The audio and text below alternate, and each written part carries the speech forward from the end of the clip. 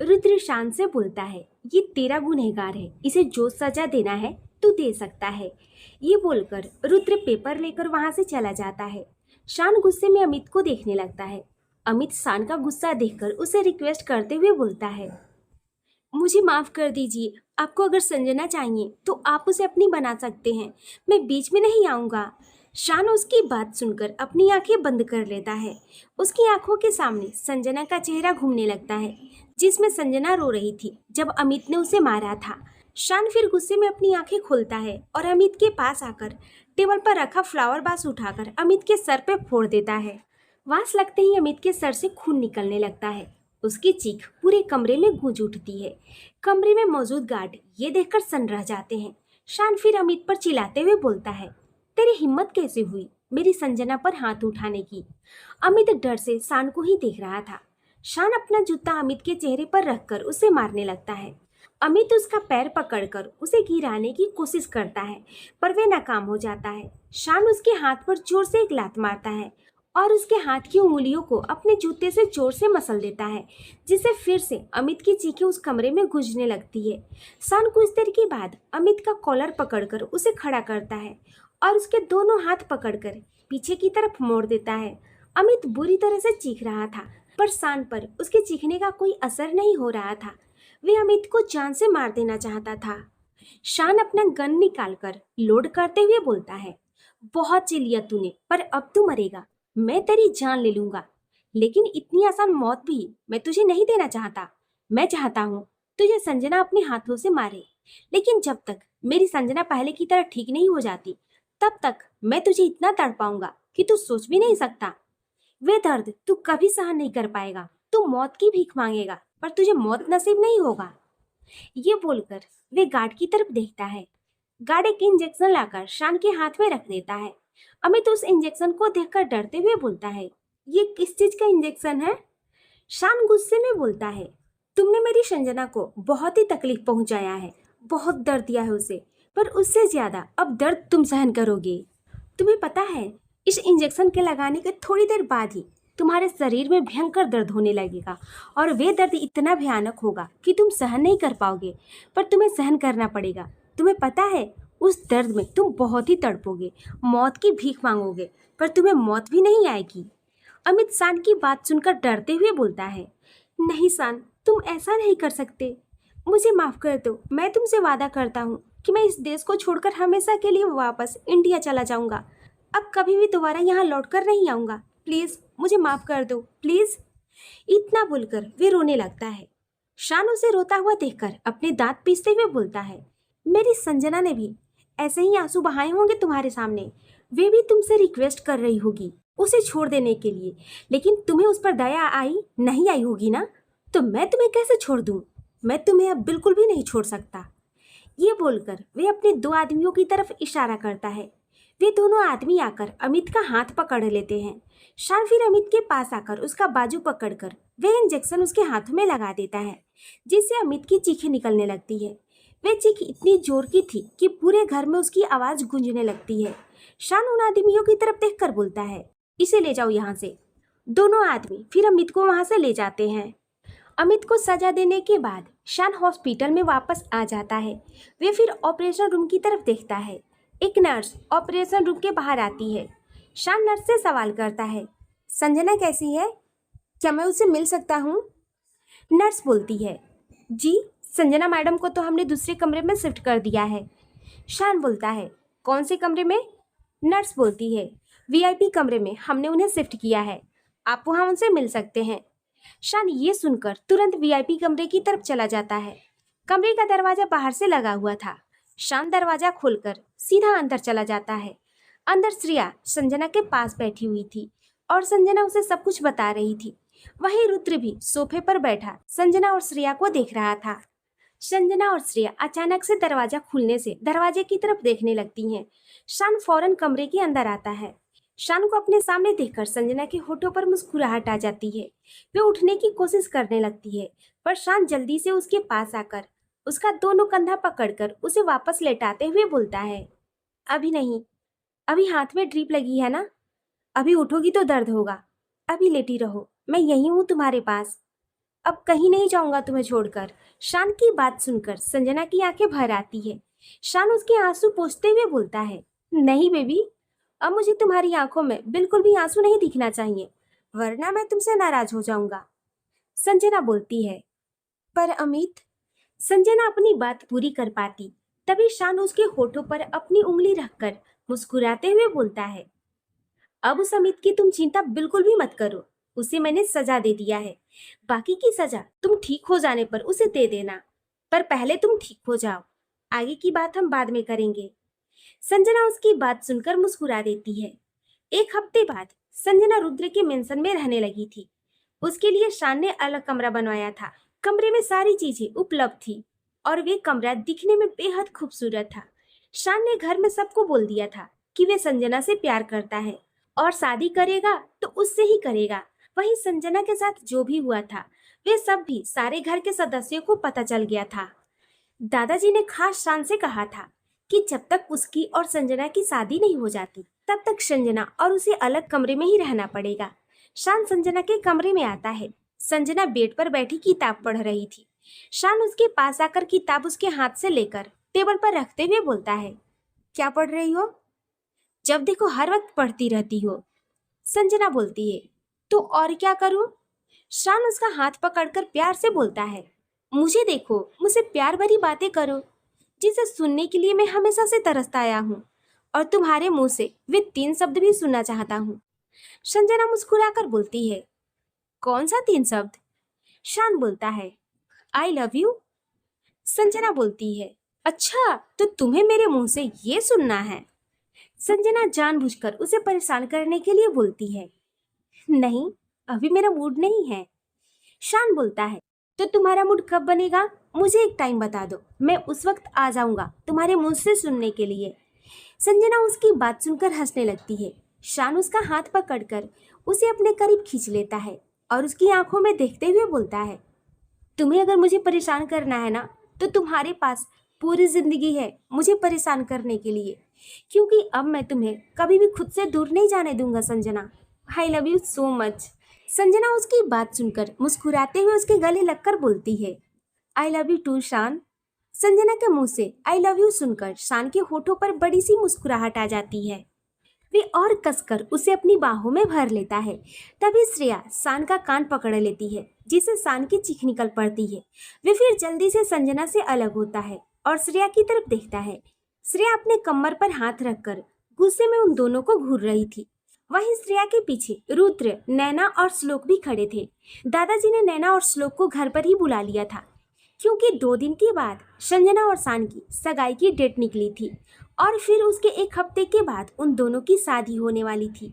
श्रेया संजना और शान को आंखें दिखाकर बोलती है, तुम दोनों साथ में कमरे में क्या कर रहे हो? दादाजी ने कहा है ना कि जब तक शादी नहीं हो जाती तब तक तुम लोग अलग रहोगे, तो फिर क्या कर रहे हो साथ में?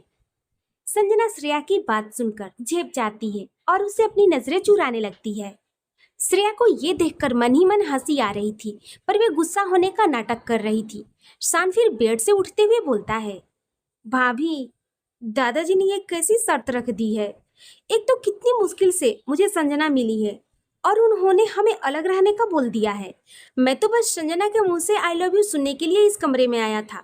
अभी हमारा रोमांस से स्टार्ट हुआ था कि आप सब आ गए कबाब में हड्डी बनकर। नैना बोलती है, अच्छा जी, अब संजना मिल गई तो हम तुम्हें कबाब में हड्डी लगने लगे। शान संजना के कंधे पर हाथ रखकर मुस्कुराते हुए बोलता है, हाँ और नहीं तो क्या। रुद्र बोलता है, ज्यादा मत बोल समझा, और सुन, दादाजी ने 2 दिन के बाद सगाई की डेट निकाली है। शान ये सुनकर मुस्कुराते हुए बोलता है, क्या सच में 2 दिन के बाद मेरी और संजना की सगाई है? रुद्र बोलता है, हाँ, और फिर उसके 1 हफ्ते के बाद शादी। मैं बस तुझे ये बोलने आया था कि तू संजना को लेकर जा और सगाई की रिंग पसंद कर ले और इसके साथ थोड़ा सा टाइम भी बिता लेना। शान रुद्र की बात सुनकर उसके गले लगते हुए बोलता है, थैंक्स भाई, एक आप ही हो जो मुझे समझ सकते हो। श्रेया बोलती है, हाँ ठीक है, हम सब तो जलाद हैं, क्यों? शान उसकी बात सुनकर हंसने लगता है। वे फिर संजना से बोलता है, जल्दी से तैयार हो जाओ संजना। संजना अपना सर हाँ में हिला देती है। 20 मिनट बाद संजना तैयार होकर नीचे हॉल में आती है। नीचे हॉल में सभी लोग बैठे हुए थे। शान संजना को देखकर मुस्कुरा देता है। संजना बहुत ही खूबसूरत सा साड़ी पहन रखी थी, जिसमें वे बहुत ही प्यारी लग रही थी। शान की माँ उससे बोलती हैं, संजना को जो भी रिंग पसंद आए, चाहे वे जितनी भी महंगी हो, ले लेना। शान बोलता है, माँ आप चिंता मत करो, मैं रिंग संजना की पसंद का ही लूंगा। ये बोलकर वे संजना के सामने अपना हाथ बढ़ा देता है। संजना भी मुस्कुराकर उसके हाथ पर अपना हाथ रख देती है। शान फिर उसका हाथ पकड़कर बाहर चला जाता है। उसके जाने के बाद अवंतिका जी मुस्कुराकर बोलती हैं, चलो अच्छा है कि हमारे शान की जिंदगी में भी उसका प्यार आ चुकी है। उसके होठों पर मुस्कुराहट देखकर मुझे बहुत ही अच्छा लग रहा है, वरना कुछ दिन पहले शान बहुत ही उदास और अकेला अकेला रहने लगा था, पर अब उसके होठों पर फिर से मुस्कुराहट आ गई। मेरी भगवान से यही प्रार्थना है कि मेरी परिवार के किसी भी सदस्य पर कभी भी कोई मुसीबत ना आए और सब ऐसे ही मुस्कुराते और प्यार से रहें। अवंतिका जी की बात सुनकर सभी मुस्कुरा देते हैं। संजना और शान अपनी सगाई के रिंग पसंद करने के लिए जा रहे थे। शान कार चला रहा था और संजना उसके बगल में बैठी हुई थी। वे बाहर की तरफ देख रही थी। तभी शान अपना हाथ उसके हाथ पर रख देता है। संजना उसकी तरफ देखने लगती है। शान मुस्कुराकर उसे आंख मारता है। संजना उसका चेहरा सामने की तरफ करते हुए बोलती है, मिस्टर शान, आप सामने देखकर कार चलाइए, वरना हम दोनों का एक्सीडेंट हो जाएगा। मुझे बाद में देख लीजिएगा। शान उसकी बात सुनकर मुस्कुराते हुए बोलता है, तेरे चेहरे से नजर नहीं हटती तो हम क्या करें। संजना उसकी बात सुनकर हंसने लगती है। शान भी मुस्कुरा देता है। कुछ देर के बाद शान अपनी कार शहर के बाहर वाले रास्ते पर ले जाने लगता है। संजना ये देखकर उससे बोलती है, शान, हम कहाँ जा रहे हैं? हम तो सगाई की रिंग पसंद करने जा रहे थे ना, तो ये तुम मुझे कहाँ ले जा रहे हो? शान उसकी बात का कोई जवाब नहीं देता और गाड़ी दूसरी तरफ मोड़ देता है। अब उसकी कार सुनसान रास्ते पर चलने लगी थी। संजना बाहर की तरफ देख रही थी। बाहर रोड के दोनों तरफ जंगल नजर आ रहा था और वहां मुश्किल से इक्का दुक्का लोग ही दिख रहे थे। संजना ये देखकर थोड़ा घबरा जाती है और फिर से शान से बोलती है, शान, मैं तुमसे कुछ पूछ रही हूँ कि तुम मुझे कहाँ ले जा रहे हो? शान बोलता है, देखती जाओ, मैं अभी तुम्हें कार में कुछ नहीं बता सकता, तुम खुद ही देख लेना। संजना उसकी बात सुनकर खामोश हो जाती है और फिर से बाहर की तरफ देखने लगती है। कुछ देर के बाद कार एक घर के सामने आकर रुकती है। घर के बाहर कुछ लोग पहरा दे रहे थे। शान कार से उतरता है और फिर संजना की तरफ का दरवाजा खोलकर अपना हाथ उसकी तरफ बढ़ा देता है। संजना उसकी हाथ की तरफ देखने लगती है। शान उसे देखकर बोलता है, संजना, बाहर आओ, घबराने की जरूरत नहीं है, मैं हूं ना तुम्हारे साथ। संजना उसकी बात सुनकर उसके हाथ पर अपना हाथ रखकर बाहर आती है। शान उसे घर के अंदर ले जाने लगता है। घर के बाहर खड़े लोग शान को देखकर अपना सर झुका लेते हैं। शान भी धीरे से अपना सर हिलाता है और फिर संजना को एक घर के अंदर ले जाता है। संजना ये सब कुछ देख रही थी। घर के अंदर भी कुछ लोग थे और उन सब के हाथों में गन था। वहीं एक कमरे से किसी के लगातार चिल्लाने की आवाज आ रही थी। कोई अपनी मौत की भीख मांग रहा था। वे बार बार बोल रहा था कि उसे मार दिया जाए। वे अब जीना नहीं चाहता है। उसे बहुत ही दर्द हो रहा है। वे दर्द बर्दाश्त नहीं कर पा रहा है। वे आवाज किसी आदमी की थी और उसकी आवाज में बहुत ही ज्यादा दर्द था। संजना उस आदमी की दर्द भरी आवाज को सुनकर बहुत ही ज्यादा घबरा जाती है और शान के बाजू को कसकर अपने दोनों हाथ से पकड़ लेती है। शान एक नजर उसकी तरफ देखता है और फिर उसे उस कमरे की तरफ ले जाकर कमरे का दरवाजा खोल देता है। दरवाजा खुलते ही अंदर तेज रोशनी से पूरा कमरा जगमगा उठता है। संजना फिर शान के साथ कमरे के अंदर जाकर देखती है। अंदर अमित को कुर्सियों से बांधा गया था। वे लगातार चिल्लाया जा रहा था। उसे बहुत ही बुरी तरह मारा भी गया था। संजना अमित को इस हालत में देखकर बहुत ही ज्यादा डर जाती है और शान की तरफ देखती है। वहीं शान की आंखों में अमित को देखकर फिर से गुस्सा उतर आता है। वे अपना गन निकालकर लोड करते हुए संजना के हाथों में पकड़ाते हुए बोलता है, ये लो, इसने तुम्हारे साथ बहुत ही बुरा किया था। मैंने इसे अब तक इसलिए जिंदा रखा है ताकि तुम इसे अपने हाथों से सजा दे सको। तो ये गन पकड़ो और इसे मार दो। अमित संजना से गिड़गिड़ाते हुए बोलता है, संजना, प्लीज मुझे माफ कर दो। मैं जानता हूँ कि मेरी गलती है। तुम मुझे बहुत ही प्यार करती थी, पर मैंने कभी भी तुम्हें इज्जत नहीं दिया, ऊपर से तुम पर हाथ भी उठाया। तू मुझे गलती करने से रोकती थी, पर मैं हर बार तुम्हें डांट कर चुप करवा दिया करता था। मुझे मेरे किए की सजा मिल चुकी है। प्लीज संजना, मुझे जान से मत मारो। मैं तुमसे वादा करता हूँ कि मैं तुम्हारी और शान की जिंदगी से हमेशा हमेशा के लिए चला जाऊंगा। मैं इंडिया वापस चला जाऊंगा और कभी भी लौटकर तुम दोनों की जिंदगी में नहीं आऊंगा। प्लीज संजना, मुझे मत मारो, जाने दो मुझे यहाँ से। संजना शान की तरफ देखती है। शान गुस्से में अमित की तरफ देखकर बोलता है, संजना, इसकी बातों में मत आओ, इसे मार दो। संजना गन जमीन पर फेंककर अपना सर ना में हिला देती है। शान ये देखकर नाराजगी से बोलता है, ये तुम क्या कर रही हो संजना? संजना शान का चेहरा अपने हाथ में थामकर उसे समझाते हुए बोलती है, शान प्लीज, इसे इसकी गलती का एहसास हो चुका है और तुमने भी तो इसे सजा दे दिया है ना। मैं इसे जान से नहीं मार सकती और प्लीज तुम भी इसे अब यहाँ से जाने दो। शान बोलता है, नहीं, मैं इसे नहीं छोड़ सकता। संजना बोलती है, शान, क्या तुम मेरी बात नहीं मानोगे? प्लीज इसे जाने दो यहाँ से। मैं नहीं चाहती कि हमारी नई जिंदगी की शुरुआत किसी के खून से हो। मैं अपनी नई जिंदगी की शुरुआत खुशियों के साथ करना चाहती हूँ। प्लीज अमित को जाने दो यहाँ से। और एक बार ये भी तो सोचो, अगर मैं अमित के साथ यहाँ नहीं आई होती तो मैं तुमसे कैसे मिलती? अगर कुछ बुरा हुआ है तो अच्छा भी तो हुआ है ना। मैं तुमसे प्यार करने लगी हूँ शान, और अब तुम्हारे साथ पूरी जिंदगी खुशी से बिताना चाहती हूँ। प्लीज इसे जाने दो यहाँ से। इसे इसके किए की सजा मिल चुकी है। शान अमित की तरफ गुस्से में देखता है। अमित उसे देखकर अपना सर झुका लेता है। शान फिर अपने एक आदमी को आवाज लगाता है। आदमी कमरे का दरवाजा खुलकर अंदर आता है। शान बोलता है, दूसरा वाला इंजेक्शन लेकर आओ। आदमी शान का ऑर्डर सुनकर चला जाता है। थोड़ी देर के बाद वे आदमी अपने हाथ में एक इंजेक्शन लेकर आता है। शान फिर अमित की तरफ देखकर बोलता है, इसकी रस्सी खोल दो और ये इंजेक्शन इसे लगा दो। अमित फिर से इंजेक्शन देखकर घबराते हुए बोलता है, अब तो मुझे कौन सा इंजेक्शन लगा रहे हो?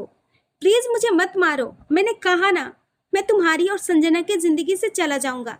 प्लीज मुझे छोड़ दो। शान गुस्से में बोलता है, तुम्हें मार नहीं रहा हूँ, तुम्हारे शरीर में जो दर्द हो रहा है उसे कम करने के लिए ये इंजेक्शन लगा रहा हूँ।